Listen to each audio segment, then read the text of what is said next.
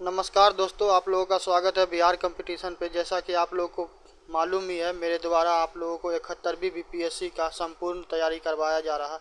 ना केवल प्री का बल्कि क्या हो रहा है, मेंस का भी तैयारी करवाया जा रहा है। ठीक है, तो देखो, किसी भी कारण से यदि 1 दिन 2 दिन लेट होता है वीडियो में तो परेशान नहीं होगा। जितना कर रहे हैं तुम लोग के लिए ही कर रहे हैं। ठीक है, चाहे वो मेंस का क्लास हो या फिर प्री हो, क्योंकि हम चाहते हैं जो भी वीडियो, ऐसा नहीं है कि मुंह उठा के आए बना के दे दिए बिना तैयारी किए हुए, तो ये चीज़ नहीं हो पाता, क्योंकि हमको भी खुद नोट्स वगैरह तैयार करना पड़ता, अपडेट करना पड़ता। तो तुगलक वंश में कहाँ तक हम लोग पढ़ लिए हुए थे? तुगलक वंश में हम लोग एमबीटी तक पढ़ लिए हुए थे। ठीक है, तो एमबीटी तक पढ़ लिए हुए थे, तो एमबीटी के बाद आज पढ़ेंगे फिरोज शाह। देखो, एक चीज़ हम बार बार बोलते हैं, और ऐसा नहीं है कि हम बड़ाई उड़ाई खुद का करते हैं। ठीक है, तुम जाके खोज भी सकता है, यदि हम कुछ बोलते हैं तो तुम क्रॉस चेक करो कि हम झूठ बोल रहे हैं या सच बोल रहे हैं। ठीक है, तो तुम क्या कर सकता है, क्रॉस चेक भी कर सकता है कि बंदा सही बोल रहा है या झूठ बोल रहा है। जितना कंटेंट हम देते हैं ना फ्री में, ठीक है, जितना कंटेंट हम दे रहे हैं फ्री में यूट्यूब पे, इतना कोई नहीं देगा। और ये ओपन चैलेंज है। ठीक है, कहीं पे भी तुमको नहीं मिलेगा। पूरे यूट्यूब संसार का बात करते हैं तो तुम पूरा खोज के कहीं पे देख लो। तो आज हम लोग क्या देखेंगे? आज हम लोग फिरोज शाह तुगलक के बारे में देखेंगे। और जब भी सवाल वगैरह पूछता, जैसे कि 70वीं बीपीएससी का जो ऑप्शनल का पेपर था हिस्ट्री का, ठीक है, तो तुम वहाँ पे जाके देखना कि क्या किया हुआ है। अब या फिर हम ही दिखाते हैं कि वहाँ से तुमको नहरों के बारे में पूछा गया है। ठीक है, उसके बाद फिर एक रजब शब्द के मलिक रजब, तो रजवा शब्द के बारे में पूछा गया। तो आदमी क्या करता है कि तुगलक वंश के नाम पे क्या होगा कि तुमको थोड़ा बहुत एमबीटी के बारे में पढ़ा देगा, थोड़ा गयासुद्दीन के बारे में। मेरा प्रीवियस वाला वीडियो भी जाके देखो, जितना बेहतरीन तरीके से हम करवा दे रहे हैं और जितना डिटेल में करवा दे रहे हैं। मेरा हमेशा से टेंडेंसी रहा 360 डिग्री, चाहे कोई भी चीज़ होगा हम उस पर पढ़ाएंगे, ताकि किसी भी एंगल से कोई भी चीज़ तुम्हारा क्या होगा, छूटेगा नहीं। और मेडिवल हिस्ट्री को जो भी बच्चा नेगलेक्ट करता है तो वहाँ पे समस्या होगा। ठीक है, चलो चालू करते हैं। तो सबसे पहले हम लोग फिरोज शाह के जन्म के बारे में जान लेते हैं। आप लोग नोट कीजिएगा तो नोट कीजिएगा, और नहीं कीजिएगा तो फिर तो क्या, मेरा तो काम ही है कि आप लोग को पीडीएफ प्रोवाइड करवाए। तो जन्म कब होता है इसका? जन्म होता है 1309 ईस्वी में। और ये फिरोज शाह तुगलक कौन है? फिरोज शाह तुगलक कौन है? फिरोज शाह तुगलक मलिक रजवा का कौन है? पुत्र है। किसका पुत्र है? इसका पिता कौन है? मलिक मलिक रजवा। ठीक है, एमबीटी के बारे में हम ऑलरेडी पढ़ा दिए हुए हैं।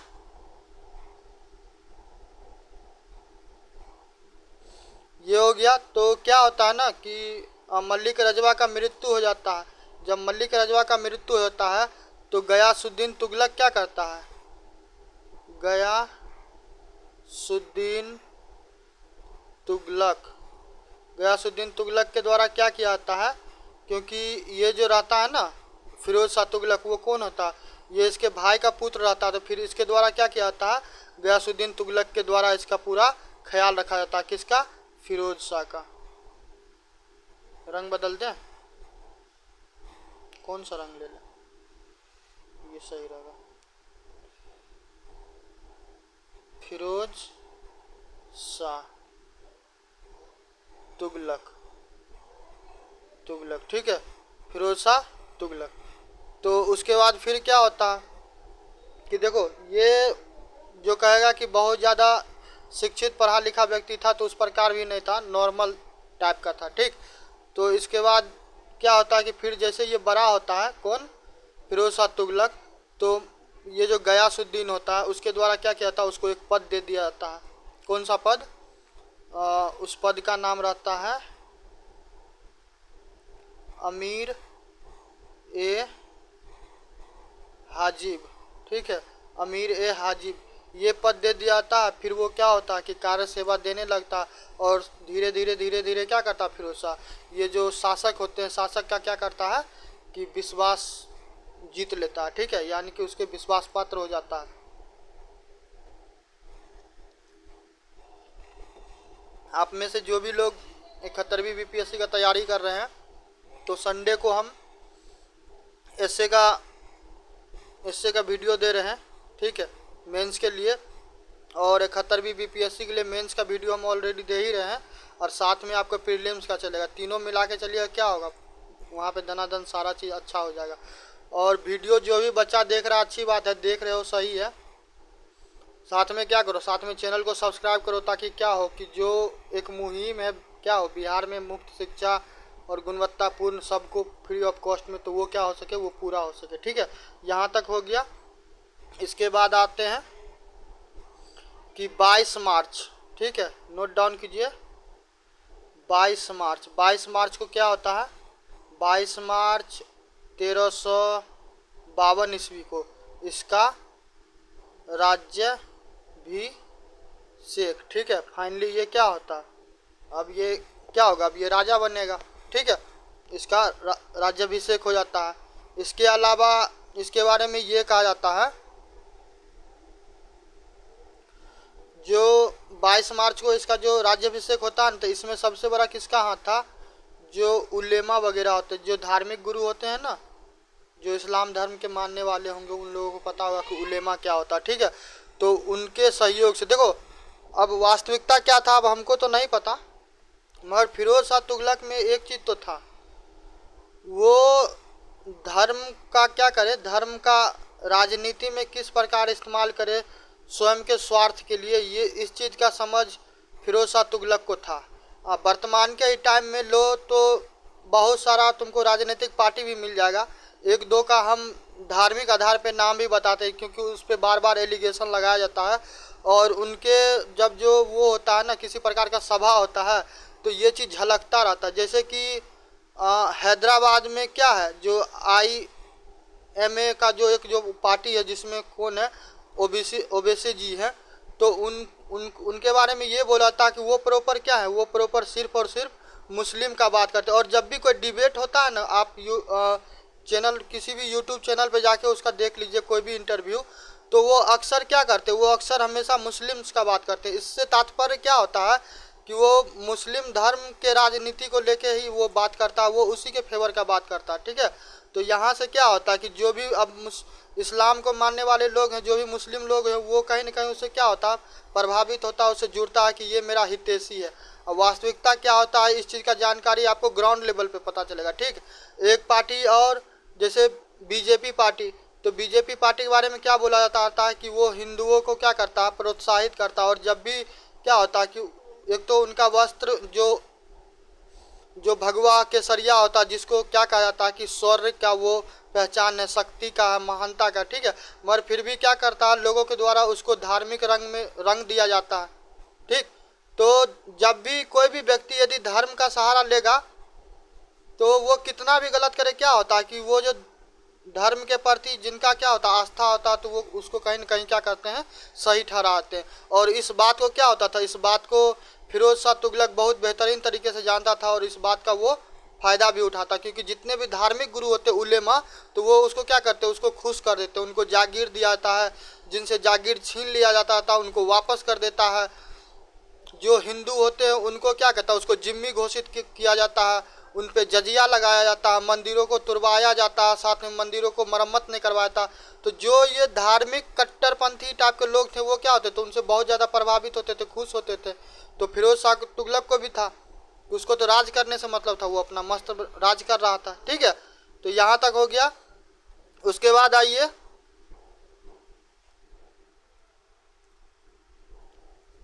उसके बाद क्या है कि धार्मिक शासन, तो बोले उसके द्वारा क्या किया, वो धर्म को ज़्यादा प्रायोरिटी दिया। और धर्म के प्रायोरिटी देने के पीछे सबसे बड़ा कारण यही था कि उसको क्या करना था, उसको स्वयं को शासक बनाए रखना था। तो इस कारण से वो क्या किया है, वो धार्मिक व्यवस्था जो था उसको क्या करता है, प्रोत्साहित करता है, ठीक है। इसके अलावा देखिएगा, जो हिंदू होता था, तो हिंदू को किस शब्द से संबोधित किया जाता था, हिंदू को बोला जाता था जिम्मी, ठीक है, जिम्मी। उसके बाद जो ब्राह्मण होता था, तो ब्राह्मण के साथ क्या किया जाता था, ब्राह्मणों पे आपको जजिया लगाया था। जजिया का मतलब क्या हो गया, जजिया उस व्यक्ति पे लगाया जाता था जो क्या होता था, गैर इस्लामिक होता था, यानी कि गैर मुस्लिम होता था। गैर मुस्लिम का मतलब क्या हुआ, जो इस्लाम में जिसका भरोसा नहीं है या फिर जो क्या करता है इस्लाम को नहीं मानता। ठीक, इसके अलावा फिरोज शाह तुगलक के द्वारा क्या किया, क्योंकि इसके समर्थन में कौन रहता था, इसके समर्थन में आपको रहता था जितना भी उलेमा वर्ग रहता था। तब ये उलेमा सब जो क्या था, अब ये धर्म का बात करता था, शरिया का बात करता था, ये बात करता था आपको कुरान का। तो स्वाभाविक है जो धार्मिक रूप से आदेश दिया गया हुआ था वो उसी को बढ़ावा देने का बात करता। तो फिर जो मंदिर वगैरह होता था उसको क्या किया जाता था, उसको पूरी तरह से नष्ट किया जाता था, तोड़ा जाता था। और साथ में किसी भी प्रकार के मंदिर को क्या होता था कि उसका मरम्मत नहीं करवाया जाता। तो इससे साफ साफ पता चलता है कि फिरोज शाह तुगलक क्या था, एक धार्मिक प्रकार का एक कट्टर धार्मिक प्रकार का क्या था, शासक था, जो जिसके लिए सबसे ज़्यादा प्रिय क्या था, उसके लिए सबसे ज़्यादा प्रिय मुसलमान था। और वो मुसलमानों के लिए क्या करता, मुसलमानों के लिए अस्पताल हो, सराय हो, कुआं हो, ये सारा चीज़ क्या करता वो मुसलमानों के लिए बनवाता भी है। ठीक है, यहाँ तक हो गया। इसके बाद आते हैं उसका राजनीति। तो राजनीति में आपको बताएं कि जब भी धार्मिक एंगल फंसेगा तो आपको आपका मजबूरी बन जाता है कि आप जिस प्रकार का क्या करते हैं छवि लोगों के बीच में बनाते हैं, अब वैसा ही आपको क्या करना पड़ेगा, आपको अपना कार्य करना पड़ेगा। यदि आप बदलाव कीजिएगा तो क्या होगा, बदलाव जब भी कीजिएगा परिवर्तन तो विरोध होगा। ठीक, चलिए इसके बाद आते हैं राजनीति। तो राजनीति किस प्रकार का था, राजनीति। तो राजनीति में किसका बोलबाला था, राजनीति में स्वाभाविक है जो उलेमा था, तो उलेमा का बोलबाला था। तो इसके द्वारा क्या किया जाता था, उलेमा को क्या किया जाता था, अनुदान दिया जाता था। ठीक है, अनुदान, साथ में भूमि दी जाती थी जागीर के रूप में। ठीक है, और ये स्वयं को क्या कहता था, ये स्वयं को सुन्नी कहता था। देखो शिया और सुन्नी वाला मामला समझना, उसे हम बता दिए, अभी भी बता देते हैं। शिया सुन्नी में सिंपली ये है कि क्या होता कि जो करबला में युद्ध होता है, ठीक है, तो करबला में युद्ध होता है तो फिर जो प्रोफेट मोहम्मद रहते हैं वो उनका क्या होता है, उसका समय काल ख़त्म हो जाता है। उसके बाद क्या किया जाता है, वहाँ पे जो प्रोफेट मोहम्मद को मानने वाला रहता है वो और जो उनके विचार को मानने वाला रहता है वो, दोनों में क्या होता है, संघर्ष होता है। एक कहता है कि उत्तराधिकारी वो बनेगा जो प्रोफेट मोहम्मद का अपना ब्लड लाइन होगा। ठीक है, दूसरा वो कहता है जो उसको मानने वाला यानी कि अनुयायी होगा। और इसी बात को लेके क्या होता है, दोनों के बीच में संघर्ष होता है, फिर एक शिया बनता है, एक सुन्नी बनता है। ठीक, तो शिया सुन्नी यही दो धारा है।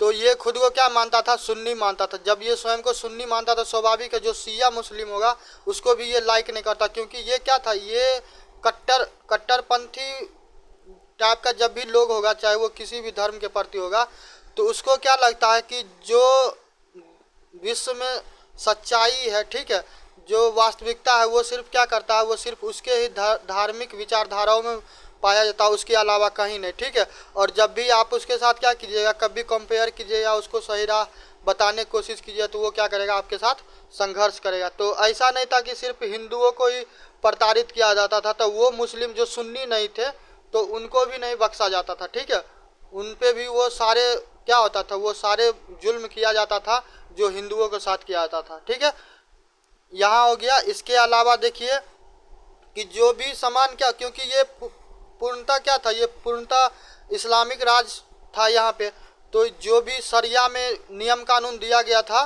तो वो वही मानता था। ठीक है, तो शरिया के हिसाब से क्या होता था, जो भी सामान लूट का आता था, लूट का माल, तो लूट के माल में क्या करता था कि जो 1/5 भाग होता था उसको क्या कर दिया जाता था, उसको सुल्तान को दिया जाता था।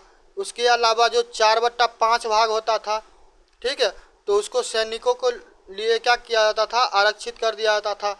इसके अलावा क्या किया जाता था कि यहाँ पे देखो आदमी क्या होता है, धर्म चाहे कोई भी हो, लोग धर्म को क्या करते हैं, स्वयं की आवश्यकता के हिसाब से उसको ढालते हैं या फिर बनाते हैं। ठीक है, तो जब मुस्लिम का बारी आता था तो आप शरिया का बात कीजिएगा, जब प्रॉपर इस्लामिक लॉ का बात कीजिएगा, तो जब मुस्लिम का बारी आता था क्या होता था कि जो अंग भंग का व्यवस्था था, यानी कि चोरी किए तो क्या करे, उसके हाथ को काट दे, किसी अंग को काट दे, तो जो अंग भंग वाला व्यवस्था था तो मुस्लिम के लिए क्या कर दिया गया, उस पर पाबंदी लगा दिया गया, उस पर रोक लगा दिया गया।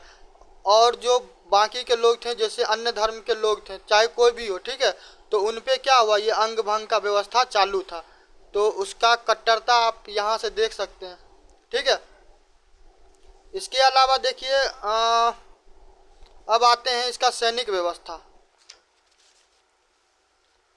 कोई भी टॉपिक हो, ठीक है, कोई भी टॉपिक को कभी भी कीजिए, खास करके क्या हो, खास करके इतिहास का बात हो, चाहे वो एंशियंट हिस्ट्री हो, मॉडर्न हो या फिर मेडिवल हिस्ट्री हो, तो आप जब भी पढ़िए तो उसको पढ़ने का हम 2 अप्रोच बताएं, वही 2 अप्रोच आप अपनाइएगा।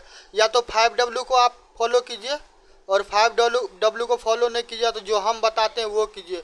क्या हो, आर्थिक हो, उसके बाद क्या हो, धार्मिक हो, राजनीतिक हो, सामाजिक हो, ठीक है, उसके बाद फिर क्या हो, एडमिनिस्ट्रेटिव हो, और इसके अलावा एक एंगल को और जोड़ लीजिएगा, जो महिलाओं का जो स्थिति होता था आप क्या कीजिएगा, वीमेन को भी जोड़ लीजिएगा। तो जब भी किसी भी टॉपिक को आप क्या कीजिएगा कि सामाजिक, आर्थिक, राजनीतिक, धार्मिक, प्रशासनिक और महिलाओं की स्थिति के बारे में आप पढ़िएगा तो क्या होगा, उस टॉपिक का आप 360 डिग्री पे क्या कीजिएगा, तैयारी कीजिएगा। तो कोई भी सवाल आएगा, किसी भी प्रकार का सवाल आएगा तो आपसे क्या होगा, वो छूट नहीं पाएगा। ठीक है, चलिए सैनिकों के बारे में बताएं तो सैनिकों के बारे में क्या हुआ कि अब देखो, जब भी क्या होता है कि जब भी धार्मिक कट्टरपंथी क्या होता है कि जब भी प्रभावी होता है तो वहाँ पे जो गुणवत्तापूर्ण व्यक्ति होते हैं वो क्या होते हैं, वो ऑटोमेटिक सिस्टम से बाहर हो। जैसे कि औरंगजेब के बारे में बोला जाता है क्या कि वो बहुत ज़्यादा ही क्या था, अत्याचारी था, हिंदुओं के प्रति उसका क्या था, बहुत ही खराब रवैया था। मगर जब औरंगजेब को देखेगा तो औरंगजेब के समय काल में क्या हुआ, सबसे ज़्यादा जो उसके पास जो पदाधिकारी था, ठीक है, वो क्या था, हिंदू जो धर्म को मानने वाले थे।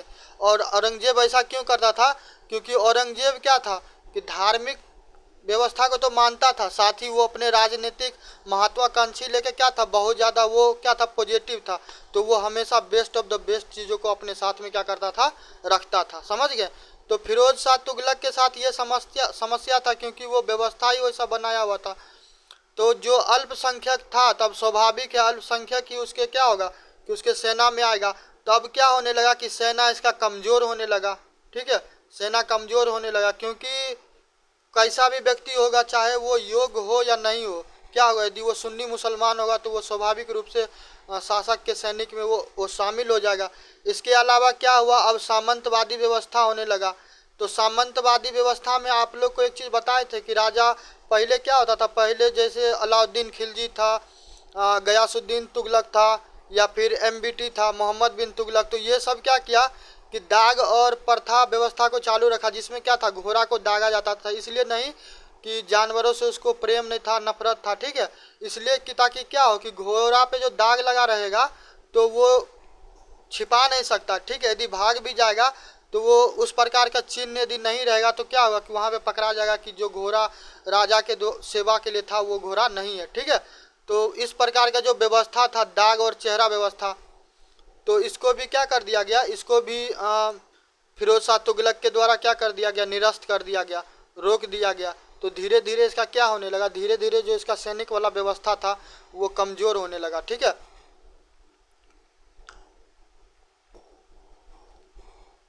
मुद्रा की बात कीजिएगा तो फिरोज शाह तुगलक का ये मानना था कि लोग ज़्यादा क्या हैं, लोग ज़्यादा गरीब हैं, तो गरीबों को ख्याल रखते हुए क्या किया गया, देखो थोड़ा सा सिक्का को लेके विवाद है, और विवाद इसलिए है कि जब आप इतिहासकार का बात कीजिएगा तो इतिहासकार में ही स्वयं में क्या मतभेद है। तो यहाँ पे हम भी क्या कर सकते हैं, हम भी गारंटी से नहीं कर सकते कि यही सिक्का था या नहीं था, या फिर कोई यदि आपको इस प्रकार का बताता कि 100% श्योर होके बोलता है कि जित्तल ही था, तो फिर कहीं ना कहीं क्या हो रहा कि कहीं ना कहीं वो आपके साथ धोखा किया जा रहा। और देखो जो भी क्या हो रहा कि जो भी हम इंफॉर्मेशन तुमको दे रहे हैं, ठीक है, तो ये बहुत सारे बुक से क्या किए हैं, रिसर्च करके उसके बाद फिर नोट्स बना हुआ है। सतीश चंद्रा हो, NCERT हो, या फिर और भी बहुत सारा बोर्ड वगैरह का है, ठीक है। तो उसके बाद क्या हुआ है कि उसके बाद ये नोट्स तैयार हुआ है, ठीक है। चलो, तो क्या था, जित्तल बनाया गया था, जित्तल, जो कि MBT के टाइम से ही, गयासुद्दीन के टाइम से ही चला आ रहा था जित्तल। तो जित्तल के बारे में ये कहा जाता था कि जित्तल में क्या किया गया कि गरीब लोगों को ख्याल रखते हुए क्या किया गया कि इस सिक्का को बनाया गया, और राजा के द्वारा क्या किया गया, राजा के द्वारा एक टकसाल भी बनाया गया। टकसाल, ठीक है, जहाँ पे क्या होता है कि पैसा छापा जाता है, मगर वही क्या होता है कि जब लोगों को क्या हो कि लोगों को जब मतलब नहीं हो, मन मर्जी चले, तो वो वहाँ पे कुछ भी कर सकते हैं। तो अब इसमें क्या होने लगा, इसमें आपको भ्रष्टाचार होने लगा, घूसखोरी होने लगा, तो खोटा सिक्का आने लगा, ठीक है। और जो जित्तल का पूर्व में होता था ना, जैसे कि हम एक उदाहरण के साथ बताते हैं, बांग्लादेश में क्या होता था, पहले जो 5 का सिक्का आता था ना, 5 रुपया का सिक्का, तो 5 रुपये के सिक्का का क्या होता, बहुत ज़्यादा स्मगलिंग वो होता था, ठीक है, ब्लैक मार्केटिंग होता था। तो क्या हुआ कि गवर्नमेंट के द्वारा, भारतीय सरकार के द्वारा क्या किया गया, उसको बैन किया गया। क्यों? क्योंकि वो क्या करता था कि जो 5 रुपये का सिक्का था उसे क्या करता था, वो ब्लेड बनाता था और फिर ब्लेड बेचता था, तो उस 5 रुपया से ज़्यादा वो क्या करता था, रेवेन्यू जनरेट कर लेता था। बाद में गवर्नमेंट के द्वारा क्या किया गया कि उस सिक्का को डिसकंटिन्यू कर दिया गया, ठीक है। तो फिरोज शाह तुगलक के द्वारा क्या किया गया, उसका कहना ये था कि जो गरीब लोग होगा उसको क्या होगा, हेल्प मिलेगा। तो जो वास्तव में जो 1 रुपये का मान लो कि सिक्का होगा जित्तल का, तो उसमें जितना भी धातु होगा तब उसको क्या कर दिया गया, 50% कर दिया गया, हाफ। तब इसको क्या कहा जाने लगा, आधा, ठीक है। ये सारा शब्द याद रखिएगा क्योंकि ये सब पूछेगा। हिस्ट्री ऑप्शनल का हम 2 सवाल आपको बताए ही कि एक नहर व्यवस्था पे और उसके फादर रजवा के बारे में पूछा हुआ था, ठीक है। तब इस प्रकार का जो कोई पढ़ाया होगा या फिर कोई कहीं पे पढ़ा होगा तो फिर वो तो आसानी से कर लेगा, नहीं इतना विस्तृत में पढ़ा होगा तो फिर क्या होगा कि वहाँ पे वो सर पिटता रहेगा। चलिए ये हो गया। इसके अलावा एक था 1/4 सिक्का में ही, ठीक है, तो उसको क्या कहा जाने लगा, 20, ठीक है, या फिर 20 जो बोलिए। तो ये हो गया उसका मुद्रा वाला व्यवस्था। इसके अलावा हम बता ही दिए कि जो जित्तल का बात किए हैं मुद्रा का, तो जित्तल को लेके क्या है, इतिहासकारों में खुद ही विवाद है। तो इस बात का हम भी श्योरिटी से आप लोग को वो नहीं करते हैं, कन्फर्म नहीं करते हैं कि जित्तल ही था या फिर कोई और चीज़ था। आप किसी भी बुक में पढ़ लीजिएगा, चाहे किसी भी किताब में, तो वहाँ पे ये है, यदि वास्तव में सही जानकारी दिया होगा तो वहाँ पे आपको बताया जाएगा कि ये विवादित न्यूज़ है, ठीक है।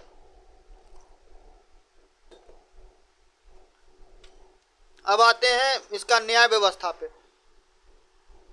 ठीक है। तो न्याय व्यवस्था इसका किस प्रकार का था, जब क्या होगा कि जब ये धार्मिक क्या होता है, धार्मिक विचारधाराओं से क्या है कि फिरोज शाह वो प्रभावित है, तो फिर तो इसका सारा का सारा क्या काम होगा कि ये धर्म के आधार पे ही करेगा, ठीक है। तो यहाँ पे भी किसका प्रभाव था, उलेमा का, ठीक है, उलेमा का। तो उलेमा ही शामिल थे। तो यहाँ पे क्या किया गया, जो खास करके जो मुस्लिम थे, ठीक है, तो मुस्लिमों के लिए क्या व्यवस्था था कि मुस्लिम यदि कोई किसी प्रकार का क्राइम करता है और वहाँ पे किसी प्रकार का क्या हो, शारीरिक यातना देने की बात हो, यानी कि शारीरिक कष्ट हो, यदि मान के चलो कि कुछ ऐसा कर्म किया, अब उसके शरीयत के हिसाब से ये है कि वहाँ पे 50 कोड़ा मारो, या फिर क्या हो कि सऊदी अरबिया में देखता आज भी क्या होता है कि कुछ ऐसा क्राइम होता है तो चारों तरफ से लोग क्या करता है, उसको घेर के उसके बॉडी पे पत्थर का क्या करता है, बरसात करता है।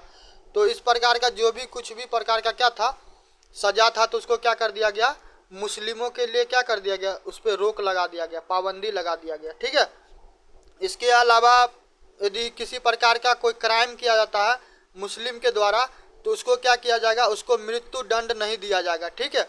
मुस्लिमों को क्या किया जाएगा, मृत्यु दंड नहीं दिया जाएगा। यदि वहीं पे ये क्राइम किसके द्वारा किया जाए, किसी हिंदू के द्वारा, ठीक है, किसी हिंदू के द्वारा क्या किया जाए, तो उसको क्या किया जाएगा, उसको शारीरिक यातना तो दिया ही जाएगा, शारीरिक यातना के साथ क्या किया जाएगा, उसको मृत्यु दंड भी दिया जाएगा, ठीक है।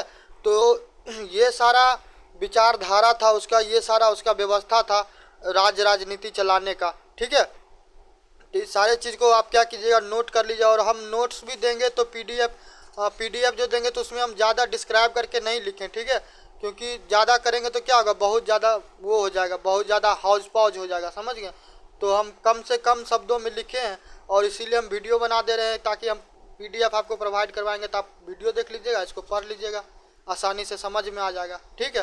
सिर्फ 2 पेज का, वो भी 2 पेज भी नहीं ढंग से, ठीक है, 2 पेज में पूरा करवा दिए हैं। चलिए अब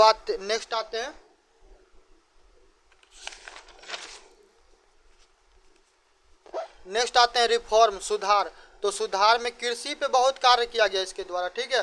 चाहत तो एमबीटी का भी था, चाहत एमबीटी का भी था, मगर एमबीटी के द्वारा क्या होता, मोहम्मद बिन तुगलक के द्वारा वो नहीं हो पाता जो वो चाह रहा था, क्योंकि वो बहुत ज़्यादा ही महत्वाकांक्षी था। अलेक्जेंडर की तरह तो नहीं था, ठीक है, अलेक्जेंडर द ग्रेट की तरह तो नहीं था, मगर ये था कि इसका भी जिस प्रकार का विचारधारा था एमबीटी का, तो यदि एमबीटी सक्सेसफुल होता तो वर्तमान का जो आप टर्की देख रहे हैं, सीरिया वगैरह देख रहे हैं, तो वो वहाँ से लेके दक्षिण भारत में समस्त क्षेत्र और ये पूर्वी भारत में जितना भी क्षेत्र है, ठीक है, ये संपूर्ण क्षेत्र का वो अकेला क्या होता, उस साम्राज्य का इकलौता सुल्तान होता। मगर क्या हो पाया कि उसका दूरदर्शिता वाली विचारधारा क्या था, कमजोर था, इस कारण से वो सक्सेस नहीं हो पाया।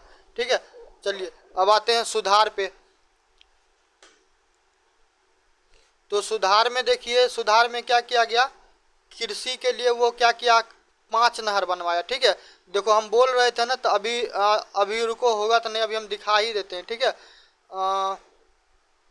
सेम यही सवाल पूछा हुआ कि यमुना हिसार, ठीक है, यमुना हिसार है ना, तो इसको क्या कहा जाता है, उल्लुग खनी नहर। ठीक है, तो सवाल में था कि उल्लुग खनी नहर क्या है। ठीक है, तो अब उल्लुग खनी नहर तुमको कहाँ मिलेगा, अब जो कहीं पे तुमको अब इतना क्या होगा कि इतना एक्सप्लेन करके इतना डिटेल में कोई पढ़ाएगा तभी इतना हो पाएगा, और नहीं तो फिर क्या होगा कि नहीं तो इतना सारा चीज़ जानकारी नहीं मिल पाएगा। ठीक है,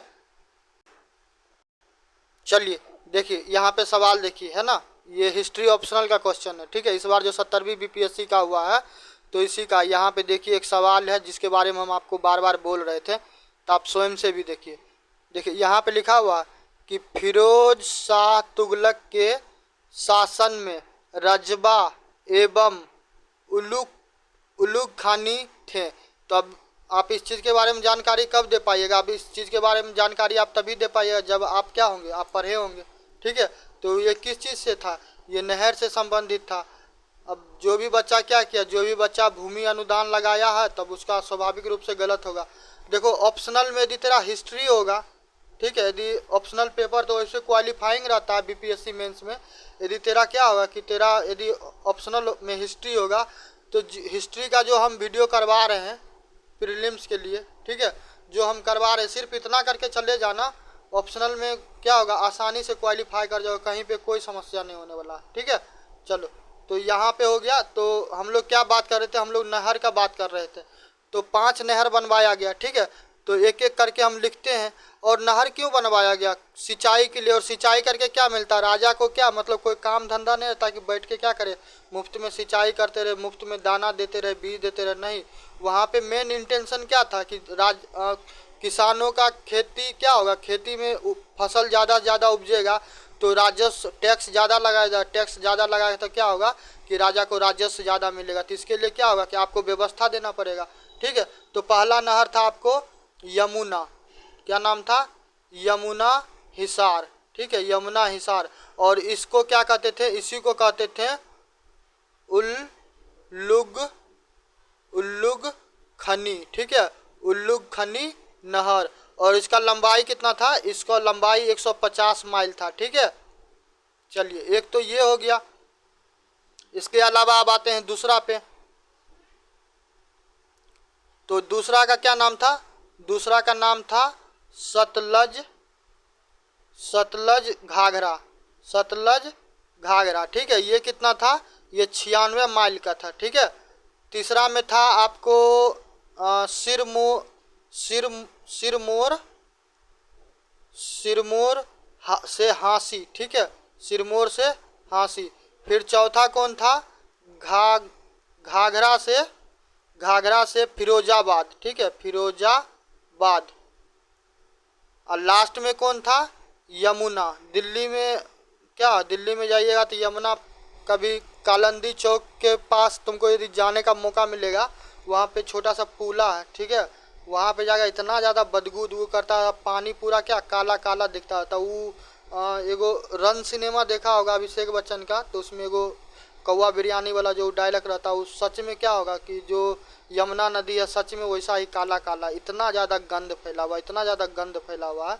एक तो बदबू अलग करता रहता है, ऊपर से पानी तुमको जैसे लगेगा कि वहाँ पे पानी नहीं है, गंदा नाली है। ठीक है, तो यमुना और फिरोजाबाद, ये बात हम तुमको कब का बता रहे हैं, 2014-15 का हम बात बता रहे हैं, ठीक है।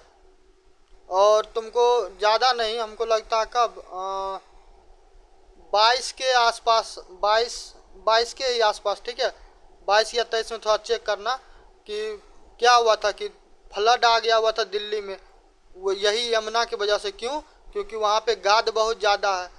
नदी साफ रहेगा, गंद नहीं रहेगा तो क्या होगा, पानी इजी वे में फ्लो कर जाएगा। अब पानी फ्लो नहीं कर पाएगा तो स्वाभाविक है पानी दाएं बाएं जाएगा, समझ गए। और दिल्ली को क्या हुआ कि हम करंट अफेयर भी पढ़ा रहे थे तो पिछले बार पाकिस्तान को तगमा मिला हुआ था विश्व का सबसे प्रदूषित शहरों का, लाहौर को, ठीक है। और उसके बाद क्या हुआ, दिल्ली को तगमा मिला है विश्व का सबसे प्रदूषित शहर, राजधानी का, ठीक है। तो यहाँ तक हो गया। तो ये नहर सारा आप याद रखिएगा। उसके बाद आते हैं 1360 ईस्वी। तो 1360 ईस्वी में देखिए फिरोज शाह तुगलक के द्वारा क्या किया था, फिरोज शाह तुगलक के द्वारा जो सरस्वती नदी है, सरस्वती नदी उसको, और क्या होता है कि सलीना नदी, ठीक है, दोनों को क्या किया था, दोनों को जोड़ने के लिए क्या करता है, खुदाई वगैरह करवाता है, टीला वगैरह बनाता है, ठीक है। तो इससे क्या होता है, इससे वहाँ के जो आसपास का क्षेत्र रहता है, रिहंद के अलावा मंसूरपुर, ये सब नाम याद रखिएगा, ठीक है। मंसूरपुर के वाला सुसरन, ठीक है। तो इन सब एरिया में क्या होने लगता है, अब इन सब एरिया में इसके कारण से सिंचाई होने लगता है।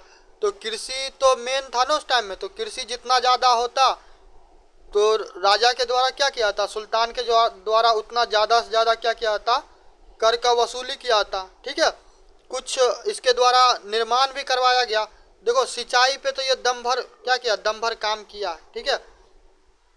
इसके अलावा क्या किया कि जो खास करके मुस्लिम यात्री था, ठीक है, तो सिंचाई के लिए तो ये काम करता है। सिंचाई के साथ क्या करता है, जो मुस्लिम यात्री रहता है, यहाँ पे लिख लो सिंचाई प्लस, ऐसे ही हम लिखे हैं तो ठीक है, तुम समझ जाना इसीलिए हम बता देते हैं, सिंचाई प्लस यात्री। तो सिंचाई और यात्रियों के लिए क्या किया गया कि 160 कुआं, ठीक है, 160 कुआं बनवाया गया। इसके अलावा क्या हुआ, इसके लिए एक अधिकारी का नियुक्ति किया गया जो इन सारे मामलों को क्या करे, उसका देखरेख करे, ठीक है। और साथ में क्या किया गया, जो इतना सारा मेंटेनेंस वगैरह होगा तो इस पर तो कर आएगा, पैसा क्या होगा, पैसा खर्च होगा तो इसके लिए क्या किया गया, इसके लिए अलग से राजस्व का व्यवस्था करवाया गया, ठीक है। और ये सब सारा चीज़ इससे क्या प्रदर्शित होता है कि सार्वजनिक कल्याण के लिए ये सारा काम करता था, ठीक है।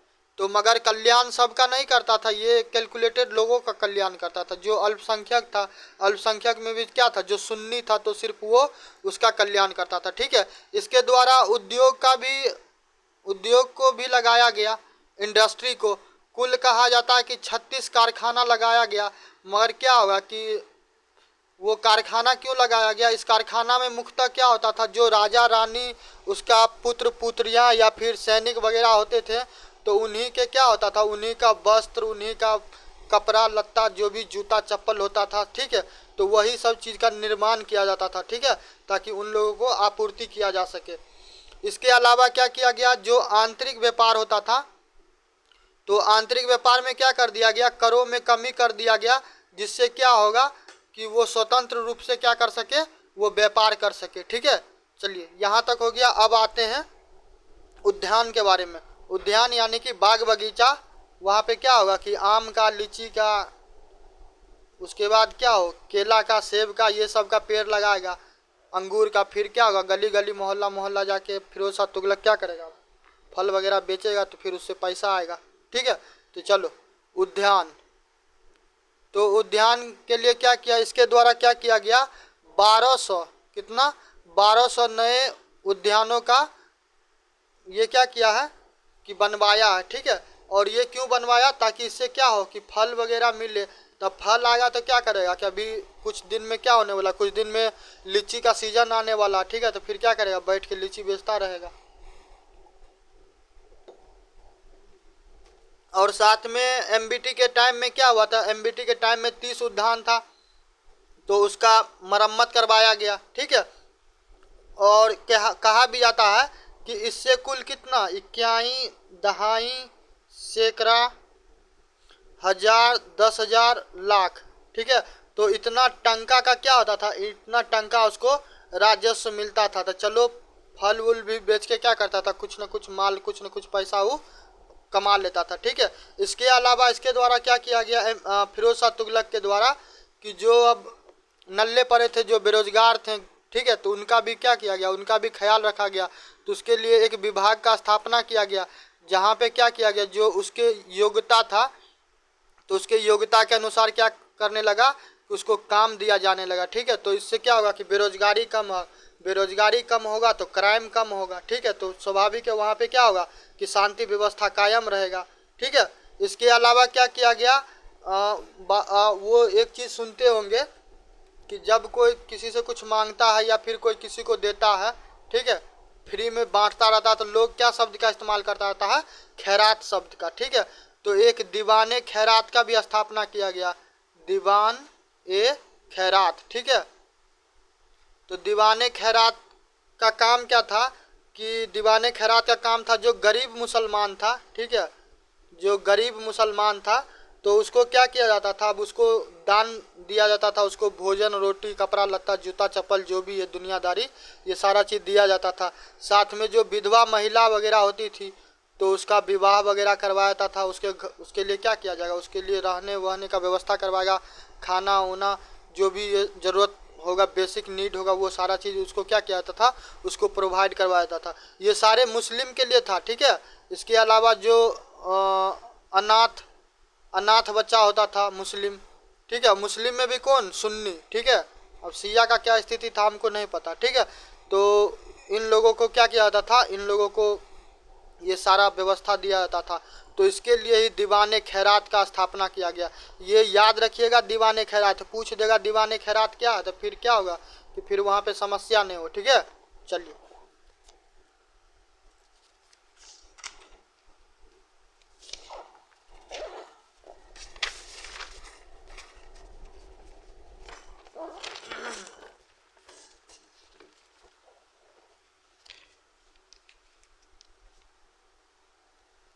दीवाने खैरात तक कर लिए। अब इसके बाद देखो काम तो किया है, ठीक है, काम इसके द्वारा किया गया है, मगर यही है कि कट्टर था तो सिर्फ क्या होगा कि सिर्फ एक ही पक्ष को देखता था, उसके अलावा उसको कुछ दिखाई ही नहीं देता था।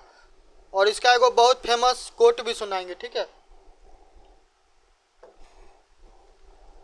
जो अब क्या था, जो अब लाचार था, बीमार था, ठीक है, जो बीमार था, तो उसके लिए क्या किया गया, उसके लिए यही खैराती अस्पताल का भी स्थापना किया गया, ठीक है। तो वहाँ पे क्या होगा, जो अब गरीब लोग होगा तो उसको क्या होगा कि उस रोगियों को क्या होगा, उसको मुफ्त में, देखो सारा सुविधा उसी को मिलेगा फ्री में, जो मुस्लिम होगा। और मुस्लिम में भी क्या होगा, जो सुन्नी होगा, उसके अलावा तो फिर तो सबका दिन खराब ही रहेगा, ठीक है। तो यहाँ पे मरीजों को क्या होने लगा कि मुफ्त में दवा दिया जाने लगा उस, और इस मरीज को मुफ्त दवा देने के लिए क्या किया गया, इसके लिए भी एक विभाग का स्थापना, क्योंकि जो उलेमा वगैरह इसको क्या करता था, डायरेक्ट करता था, जो इसको बोलता था तो उसके हिसाब से ही पपेट था, ठीक है, पपेट समझते हैं, कठपुतली था, तो ये पपेट उस हिसाब से नाचता था। तो इसके लिए क्या किया गया, इसके लिए दारुल सफ़ा का स्थापना किया गया, ठीक है, दवा के लिए। उसके बाद रोगियों को देखभाल के लिए क्या किया गया कि अलग से 5 गो 10 गो 20 गो 50 गो गांव क्या किया गया, गांव दे दिया कि इसका जितना रेवेन्यू होगा वो क्या होगा कि खैराती हॉस्पिटल में मेंटेनेंस के लिए जाएगा, ठीक है।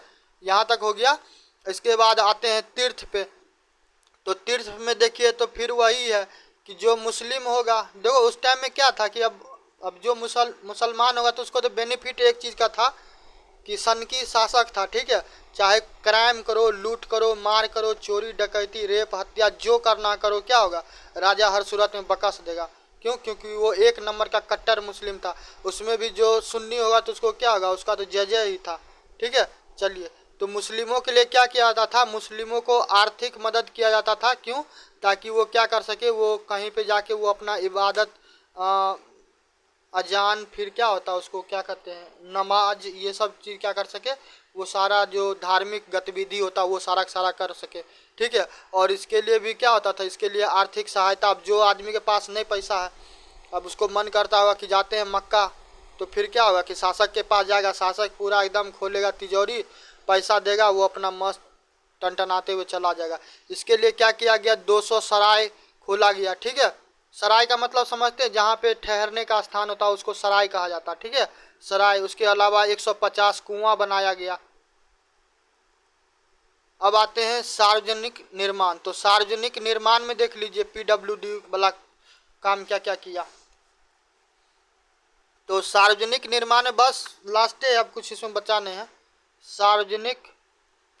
सार्वजनिक निर्माण में कहिए तो वर्तमान में भी कुछ कुछ है, मगर इस वही है कि अब कुछ कुछ बात ऐसा बोला है कि क्या होता है कि आदमी कंफ्यूज हो जाता है। अब इसके द्वारा बारे में बोला गया है इतिहासकारों के द्वारा कि इसके द्वारा 300 नगर स्थापना किया गया। अब 300 नगर करवाया गया तो नहीं, कुछ तो कम से कम आशा करते हैं कि 30 गो नगर तो जरूर कहीं न कहीं आज भी वर्तमान में होगा। तो 30 गो नगर तो नहीं है, मगर कुछ नगर है जो आज भी क्या है, आज भी चलन में है। जैसे कि फिरोजाबाद, ठीक है, फिरोजाबाद का नाम सुने होंगे, ठीक है। फिरोजाबाद के बाद फिरोज शाह कोटला। फिरोज शाह कोटला में शायद हमको लगता है कि फिरोज शाह कोटला में शायद क्रिकेट का स्टेडियम भी है, थोड़ा एक बार चेक कीजिएगा। फिरोज शाह कोटला, ठीक है। इसके अलावा आपको नाम है फिरोज शाही, फिरोज शाही, ठीक है। फिरोज शाही के अलावा है फिरोजपुर। सब में क्या रहेगा, सब में फिरोज रहेगा, फिरोजपुर के अलावा हिसार, तो शायद आपको ये हरियाणा वाला क्षेत्र में कहीं पे, ठीक है, हिसार। उसके अलावा जौनपुर के अलावा फतेहाबाद, ठीक है। तो ये इसमें कुछ कुछ जगह है जो आप जानते होंगे कि और वर्तमान में भी अभी क्या कंटिन्यू है। तो ये सारा क्या हुआ, शहर बसाया गया। मगर जो ये 300 बोला, तब 300 बोला, थोड़ा ये क्या होता है कि थोड़ा अचंभा करने वाला बात है। अब क्या पता, राजे था, उसको धन का थोड़ी ना कमी होगा, मन हुआ होगा तो बनवा ही लिया होगा। क्योंकि जब आदमी क्या कर सकता, जब पहाड़ को कटवा के सिंगल पहाड़ को कटवा के उतना बड़ा गुफा बनवा सकता है, तो फिर ये भी कोई बड़ी बात नहीं होगा। मगर साक्ष्य नहीं मिला तो इस वजह से क्या होता है कि इस पर ट्रस्ट करना थोड़ा मुश्किल हो जाता है, ठीक है। हाँ, इसके द्वारा स्वाभाविक है कि मस्जिद, मकबरा, कब्रिस्तान तो ये बनवाएगा ही, समझ गए। ये क्या था, इसके बारे में कहा जाता था कि ये कला प्रेमी भी था। और इसके बारे में, हाँ, इसके कोट के बारे में बोल रहे थे, तो देखिए इसके द्वारा क्या बोला जाता था कि ये कहता था कि अल्लाह ने मुझे जितना वरदान दिए हैं, ठीक है, अल्लाह ने मुझे जितने वरदान दिए हैं उसमें सार्वजनिक भवनों को बनाने की प्रेरणा एक है, ठीक है। इसलिए मैंने अनेक मस्जिदें, मकबरा, सराय बनवाए, जिससे क्या हो कि बृहत धर्मात्मा विद्वान लोग खुदा की इबादत कर सके और अनेक निर्माताओं को अपना दुआ दे सके, ठीक है। तो अब ये इसका कोट था, स्टेटमेंट था, ठीक है। तो ये सारा चीज़ भी हम लिख दिए हैं, तुम भी क्या करना अब रखना। कभी क्या होता कि कभी कभी एग्ज़ाम में सवाल सेट करने वाला के भी कभी कभी दिमाग फिर जाता, तो वो क्या होता किसी किसी का कोट पूछ लेता है। अब कोट पूछ लेगा तो फिर क्या होगा कि वहाँ पे समस्या होगा। तो 360 डिग्री में ऐसे ही होगा कि कोई चीज़ छूटेगा नहीं, ठीक है। कुछ कुछ उसके द्वारा मरम्मत करवाया गया। अब मंदिर का तो मरम्मत वो नहीं होने देता, क्योंकि वो क्या था, एक नंबर का कट्टर सुन्नी मुसलमान शासक था। तो वो क्या हुआ कि कुछ कुछ मरम्मत करवाया। तो मरम्मत क्या होगा कि जो मुस्लिम से संबंधित होगा उसी चीज़ का वो मरम्मत करवाएगा। तो किस चीज़ का मरम्मत करवाया, मुजुद्दीन, ठीक है, मुजुद्दीन, क्या हो गया, मुजुद्दीन मस्जिद का, ठीक है। उसके अलावा हौजे शमसी, ये सब हम लिख दिए हैं, ठीक है। अब बोल देते हैं हौजे शमसी। उसके बाद हौजे अलाई, इस सब का क्या किया, मरम्मत करवाया, ठीक है। उसके अलावा कुछ कुछ निर्माण करवाया गया। ये सब डाटा है, यदि याद रहेगा, कभी मौका मिलेगा मेंशंस लिखने का तो ठीक है, नहीं तो क्या होगा कि डाटा हम बोल देते हैं और इसमें है पूरा, ठीक है, तो पढ़ लेना। हम बोलते हैं कितना है, 4 मस्जिदें बनाया गया, ठीक है, कितना, 4 मस्जिदें, 30 महल, 200 सराय, 5 जलाशय, 5 अस्पताल, 100 कब्रिस्तान, 100 स्नानागार, 10 समाधि और 100 पुला, ठीक है। इसमें 2 चीज़ जो है अभी आपको नोट करना पड़ेगा और याद भी रखिएगा, वो ये है कि जो अशोक, अब बिहार से हैं तो अशोक को तो जानते ही होंगे, ठीक है, मौर्य वंश के बारे में पढ़ेंगे। तो अशोक का जो जो 2 ठो स्तंभ था ना, जिसका क्या नाम था, नाम नहीं था, वो कहाँ था, वो था, तुमको खिज्र, लिख लो, अशोक का स्तंभ, ठीक है। अशोक का स्तंभ को क्या करता है, वो दिल्ली ले जाता है। दिल्ली कहाँ कहाँ से ले जाता है, एक तो रहता है तुमको खिजराबाद, कहाँ पे, खिजराबाद में, ठीक है, खिजराबाद, और दूसरा कहाँ से लाता है, दूसरा लाता है मेरठ से, ठीक है। तो ये आपके लिए इम्पोर्टेंट है। और उसके अलावा 2 क्या है, 2 इंटेलेक्चुअल टाइप का आदमी है, बुद्धिजीवी टाइप का व्यक्ति, तो उसका हम नाम बोल देते हैं। हम सारा क्या किए, सारा नोट्स में बनाए, हम भेज देंगे, ठीक है। तो इंटेलेक्चुअल कौन था, एक तो जियाउद्दीन बर्नी था, ठीक है। तो जियाउद्दीन बर्नी के द्वारा एक पुस्तक लिखा जाता है जिसका नाम था फतवा ए जहांदारी। ये सब बुक नाम याद रखिएगा। आज जो 17वीं बीपीएससी का एग्जाम हुआ, प्रीवियस ईयर के सवाल में जाके देखिए, इस टाइप का सवाल पूछा हुआ, ठीक है। उसके अलावा राम जे सिराज अफवी, तो इसके द्वारा क्या हुआ, तारीख फिरोज शाही लिखा गया, ठीक है। फिरोज शाह तुगलक के द्वारा बोला जाता है कि वो ज़्यादा पढ़ा लिखा तो नहीं था, क्योंकि दिमाग का क्या था, उसका ढक्कन खुला हुआ नहीं था, मगर फिर भी उसके द्वारा कोशिश किया गया कि फतूहात फिरोज शाही उसके द्वारा रचना करने का कोशिश किया गया। साथ में क्या किया कि जो हिंदू धार्मिक पुस्तक वगैरह था, तो उसको, वो संस्कृत में था, तो उसको क्या किया, उसको फारसी में अनुवाद करवाने का कोशिश किया, ठीक है। फाइनली क्या होता है, अब इसका द हिंद करते हैं, तो द हिंद कैसे होगा, इसका